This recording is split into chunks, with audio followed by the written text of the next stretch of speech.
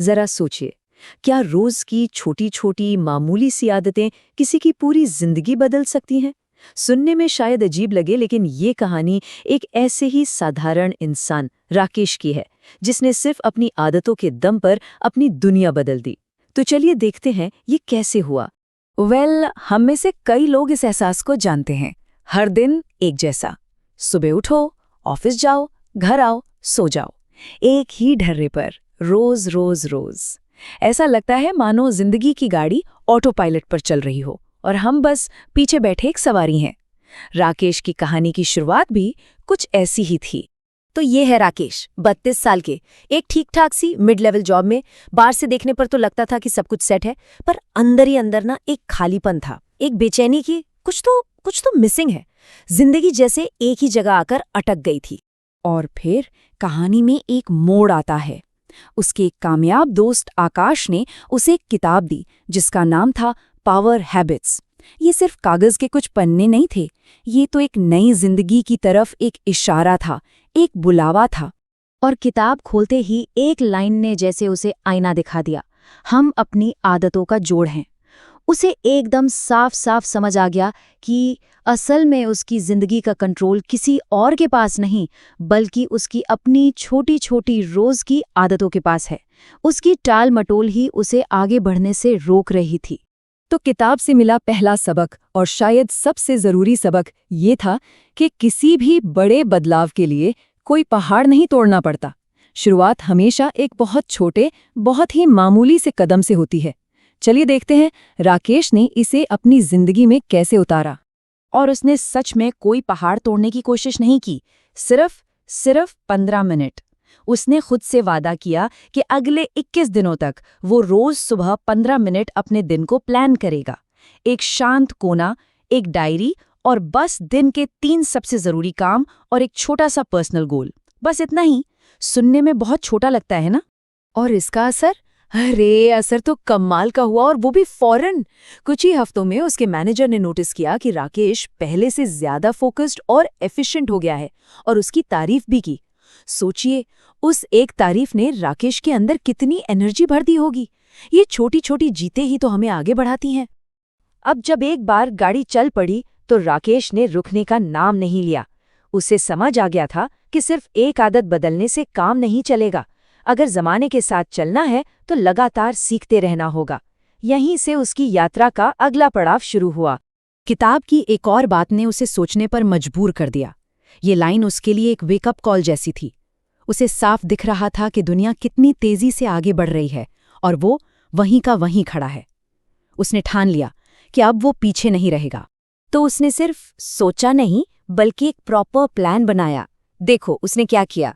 रोज आधा घंटा एक्सेल और पावर पॉइंट पर दिया, 10 मिनट अपनी कम्युनिकेशन स्किल्स को बेहतर बनाने पर, और रात को सोने से पहले थोड़ा वक्त खुद से बात करने के लिए, मतलब आत्मचिंतन के लिए।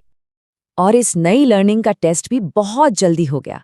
एक दिन मैनेजर ने अचानक ही एक बहुत जरूरी प्रेजेंटेशन बनाने का काम उसे सौंप दिया। पुराना राकेश होता तो शायद बहाने बनाता, घबरा जाता, लेकिन ये नया राकेश था। उसने पूरे कॉन्फिडेंस के साथ कहा, सर, ये हो जाएगा। अब राकेश की जर्नी और गहरी होने वाली थी। अब बात सिर्फ काम या स्किल्स की नहीं थी, बल्कि जिंदगी को सही मायनों में जीने की थी। उसने 2 चीजों पर फोकस किया। एक, अपने अंदर की दुनिया, मतलब अपनी भावनाएं, और दूसरी, अपने बाहर की दुनिया, यानी अपने आसपास के लोग। और अपने अंदर की दुनिया को संभालने के लिए उसे एक कमाल का टूल मिला, द 10-10-10 रूल। कॉन्सेप्ट बहुत सिंपल है, पर पावरफुल बहुत है। कोई भी फैसला लेने से पहले खुद से पूछो, इस फैसले से 10 मिनट में कैसा लगेगा, 10 महीने में कैसा लगेगा, और 10 साल बाद कैसा लगेगा। ये एक तरह का इमोशनल फिल्टर है जो हमें जल्दबाजी में गलत फैसले लेने से बचाता है। और इस नियम को इस्तेमाल करने का मौका भी उसे जल्द ही मिल गया। उसके एक पुराने दोस्त से झगड़ा हुआ था, और उस दोस्त ने सामने से माफी मांगी। राकेश का मन हुआ कि वो अपना गुरूर दिखाए, उसे नजरअंदाज करे, लेकिन फिर उसे वो नियम याद आया। उसने सोचा, 10 मिनट के लिए तो अच्छा लगेगा, पर 10 साल बाद शायद एक अच्छी दोस्ती हमेशा के लिए खत्म हो जाएगी। उसने 10 मिनट के गुरूर पर 10 साल की दोस्ती को चुना और उसे तुरंत माफ कर दिया। अब बारी थी बाहरी दुनिया की, यानी अपने सर्कल की। उसने अपने आसपास के लोगों को देखना समझना शुरू किया। एक तरफ वो लोग थे जो उसकी एनर्जी चूस लेते थे, हमेशा शिकायतें, हमेशा नेगेटिव बातें कि अरे ये नहीं हो सकता, और दूसरी तरफ आकाश जैसे लोग थे जो उसे चार्ज अप करते थे, जो उसे आगे बढ़ने के लिए हिम्मत देते थे। और यहाँ उसने एक बहुत बड़ा फैसला लिया। उसने बहुत समझदारी से नेगेटिव लोगों से दूरी बनानी शुरू कर दी और पॉजिटिव लोगों के साथ ज्यादा वक्त बिताना शुरू किया। और ये सिर्फ मोटिवेशन की बात नहीं थी। जब आपके आसपास सही लोग होते हैं ना, तो आप अपने लक्ष्यों से भटक नहीं सकते, वो आपको ट्रैक पर रखते हैं। तो राकेश ने अपनी आदतें बदली, अपनी सोच बदली, अपने दोस्त बदले, लेकिन अब सवाल और भी बड़ा था।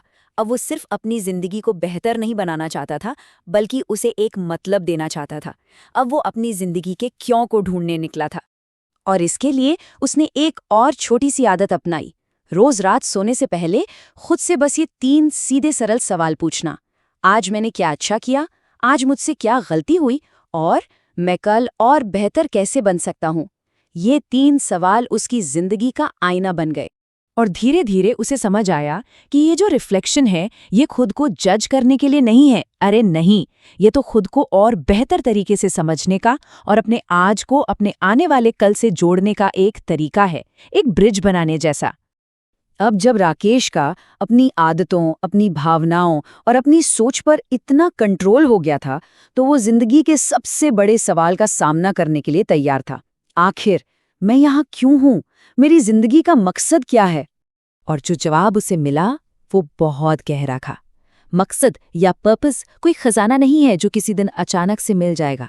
नहीं, ये तो एक सफर है, एक जीने का तरीका है, जिसे हर रोज अपने छोटे छोटे कामों से, अपने फैसलों से जिया जाता है।